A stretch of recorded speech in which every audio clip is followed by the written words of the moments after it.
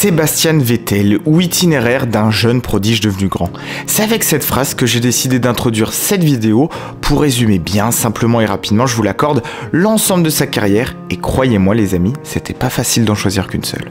Parce que si on prend le temps de creuser, Seb, c'est un pilote beaucoup plus profond et complexe à comprendre.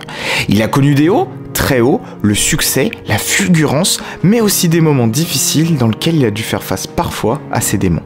Il n'en restera pas moins un pilote à la pointe de vitesse inégalée lorsque tout est aligné, impossible à aller chercher lors d'un bon jour lorsqu'il parvient à faire corps avec sa machine. Je vous propose aujourd'hui qu'on retrace ensemble rapidement son parcours qui a marqué, marque et marquera son sport de son empreinte. Dans cette vidéo, je vais vous raconter mon Sebastian Vettel. Vettel, un homme à part, c'est parti. Sebastian Vettel, c'est un homme aux multiples facettes. C'est peut-être l'un des pilotes du plateau qui a le plus évolué au fur et à mesure de sa carrière. Protégé de BMW, puis de Red Bull, il a pendant longtemps pâti d'une mauvaise image. On le disait capricieux à ses débuts, arrogant aussi, lui qui bousculait un petit peu le monde de la F1 à l'époque. Arrivé très tôt, puisqu'il a pris son premier départ en F1 à tout juste 19 ans, il prend très vite de la place. Son arrivée chez Red Bull en 2009 va aussi amplifier un petit peu cette image. Il prend le meilleur sur Mark Webber, et il le fait comprendre, et ces 4 titres sont là aussi pour parler pour lui. 2010, 2011, 2012 et 2013, 4 titres de champion du monde qu'il enfile comme des perles. Malgré tout en interne, entre Seb et son coéquipier, ce sera pas un long fleuve tranquille, et le parcours sera émaillé de quelques courses un peu chaudes. Turquie 2010, qui est sûrement un bon exemple, avec un accrochage en pleine ligne droite entre les deux pilotes qui en plus menaient la course. Accident qui va d'ailleurs montrer un petit peu ce côté sanguin de Seb à ses débuts. Et puis évidemment, on est obligé de parler aussi du plus que fameux épisode du Multi 21 au Grand Prix de Malaisie en 2013 et ce refus d'obtempérer de la part de Vettel. Là aussi, c'est un grand moment qui va marquer le caractère de Seb sur la période Red Bull, qu'on retrouve aussi d'ailleurs chez les grands champions. Ne rien lâcher et aller chercher coûte que coûte la victoire. Malgré tout, sa popularité reste loin des autres pilotes, peut-être aussi lassé de tous ses succès et d'un manque de charisme face à un Fernando Alonso par exemple. Il est loin du star system et mène une vie calme loin des médias. Et puis après 2013, on l'a vu beaucoup évoluer au fil de l'eau. 2014, sa dernière saison chez Red Bull a été une année difficile qui l'a sûrement amené à mûrir. Il a été malmené par Ricciardo et a dû pour la première fois subir la loi de son équipier. Et les années Ferrari n'ont pas été simples non plus, avec des occasions manquées, la pression de la Scuderia, et tout ça forcément ça a construit aussi le pilote et l'homme qu'on connaît aujourd'hui. Alors qu'il vient de terminer son dernier chapitre avec Aston, où on a découvert un homme engagé, beaucoup plus réfléchi, et qui revendique haut et fort ses convictions, on le sent vraiment en paix avec lui-même, et il est resté pour l'amour du pilotage, et ça se sent. Ses dernières courses sont d'ailleurs là pour en parler pour lui. Justement, je vous propose qu'on se replonge sur 3 moments marquants de sa carrière. On voit tout ça ensemble, c'est parti. 2008, c'est l'éclosion de Vettel et Monza, c'est évidemment l'apogée de ses débuts. Il fait un week-end sans faute au volant d'une monoplace qui était loin d'être la meilleure du plateau. C'était peut-être l'équivalent de l'AlphaTauri aujourd'hui et Seb va nous faire purement et simplement une masterclass.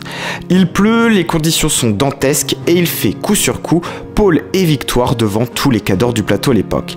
Il a seulement quelques départs derrière les ceintures, une voiture bien moins compétitive que les autres et c'est ce qui va le faire rayonner aux yeux de tout le monde et montrer le pilote talentueux qu'il est. À ce moment précis, on comprend tous qu'il a ce petit truc en plus qui en fera un potentiel champion du monde. Cette performance incroyable à Monza va bien sûr lui ouvrir les portes de la maison mère Red Bull et l'amener vers le succès. Autre moment marquant, à l'image de la période de domination que Seb a connue, c'est en Inde que ça se passe. Et 2013 est une année exceptionnelle pour lui, sûrement sa meilleure chez Red Bull. Il montre tout son talent, il remporte 13 courses cette année-là, dont 9 consécutives. Et l'Inde, c'est aussi une belle image. Il relègue tous les autres pilotes à au moins 30 secondes, et à ce moment il ne le sait peut-être pas, mais il est bien à l'apogée de sa carrière. Il devient champion du monde pour la 4e fois, 4 courses avant la fin, il est sur sa 6e victoire de suite, il écrase son coéquipier Webber et c'est peut-être cette image à retenir de sa période Red Bull. L'image de Seb agenouillé devant sa voiture fait le tour du monde et on se demande tous à ce moment-là qui pourrait bien l'arrêter devant une domination pareille. Il égale Alain Prost, il rejoint les meilleurs pilotes sur les tablettes avec Fangio et Schumacher et justement on commence à croire à ce moment-là qu'il pourrait bien rejoindre Michael, son mentor de toujours, et aller lui aussi chercher ses 7 titres. La suite malheureusement ne dira pas la même chose. Ferrari va marquer un nouveau challenge pour Seb. Après l'échec d'Alonso d'aller conquérir le titre, Vettel espérait évidemment pouvoir rompre le mauvais sort. Mais la Scuderia, on le sait, c'est une équipe qu'il est difficile de mener au succès ultime, et à ce petit jeu-là, Seb malheureusement ne fera pas exception à la règle. Et pourtant en 2018, on sentait que c'était peut-être l'année ou jamais. La voiture était performante, et en arrivant en Allemagne, Vettel avait 8 points d'avance sur Lewis Hamilton, et venait de remporter le Grand Prix de Grande-Bretagne. Sauf que je pense que c'est peut-être là finalement qu'on a eu un vrai tournant. À la fois dans la course, mais aussi sur la saison, et sûrement aussi pour Seb au sein de la Scuderia. Il menait à ce moment le Grand Prix, les conditions étaient assez périlleuses, mais il avait les cartes en main. Il va tirer tout droit dans le stadium, perdre la course pendant qu'Hamilton lui ira glaner un nouveau succès, et à partir de là, on sent vraiment qu'un autre état d'esprit arrive sur la fin de saison. Raikkonen commence à le malmener sérieusement et on annonce l'arrivée de Charles Leclerc qui va évidemment finir de mettre Vettel en difficulté. On a l'impression à ce moment-là que Seb s'est fait une raison en se disant que lui non plus n'arriverait pas à amener l'équipe jusqu'à la couronne mondiale. Les 2 saisons suivantes aux côtés de Leclerc vont être évidemment décevantes avec une seule victoire à Singapour en 2019, bien aidée par la stratégie. 2021 va marquer pour lui un nouveau départ. Il se lance un nouveau défi avec Aston et après avoir mis 4 courses pour se mettre dans le bain, on va retrouver du grand Vettel à Bakou. Il va offrir son premier podium à Aston Martin et avec la manière. Seb va user de toute sa maîtrise de l'art de la course. Il a prolongé au maximum son premier relais après avoir bien bichonné ses gommes. Après ça, il avait donc des pneus plus frais. Il en profite pour passer et Leclerc et Gasly. L'abandon de Verstappen et le tout droit d'Hamilton finissent le travail et Seb est allé chercher une belle deuxième place. C'était un Grand Prix important pour lui et pour nous tous aussi. À ce moment-là, il a montré à tous le pilote qu'on a connu, capable de faire de très belles courses tactiques pleines de panache. Et d'ailleurs, on pourra retenir aussi les dernières qu'il nous a fait.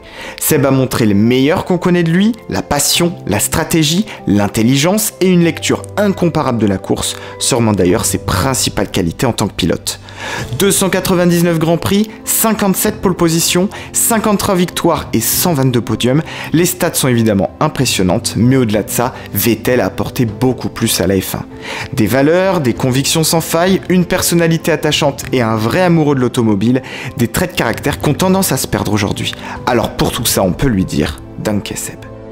Voilà, c'est la fin de cette vidéo, merci à tous de l'avoir suivi, j'espère qu'elle vous a plu. Si c'est le cas, n'oubliez pas de liker et de vous abonner pour me soutenir et être au courant de mon prochain contenu.